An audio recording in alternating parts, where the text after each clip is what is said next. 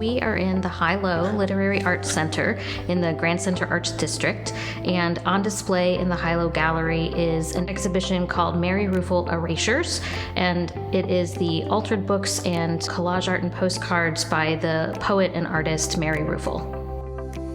This is St. Louis Poetry Center's 75th anniversary. We are the oldest poetry-only literary nonprofit west of the Mississippi, and we really wanted to do something special this year.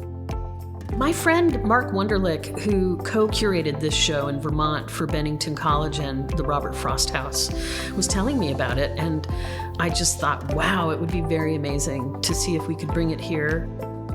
Mary has been an important figure in American poetry, but also someone who really lives in our backyard. Mary is a graduate of Bennington College and lives in Bennington, where she also serves as the poet laureate of the state of Vermont.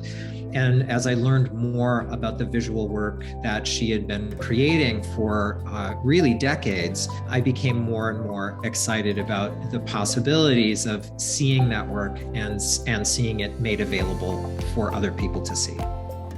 When visitors come to the exhibit, they will see a collection of Mary Ruefle's altered books, which are old vintage antique books that she has altered, collaged, done erasures with. In this process, she finds old books and she begins a process of erasure where she blots out or paints over the text and allows an interior text to emerge, a poem to emerge from the pages of these books. The postcards that she finds in secondhand stores, she will add phrases to these postcards that are, often funny or, sometimes sad, but just wonderful works in themselves. They are like dioramas in terms of looking three-dimensional, but they're also kind of odd, eccentric collections of things. And together they might suggest a kind of narrative, but I don't necessarily think that's their intent. I feel like each postcard, each book, each box that a visitor will encounter offers entry into a strange world.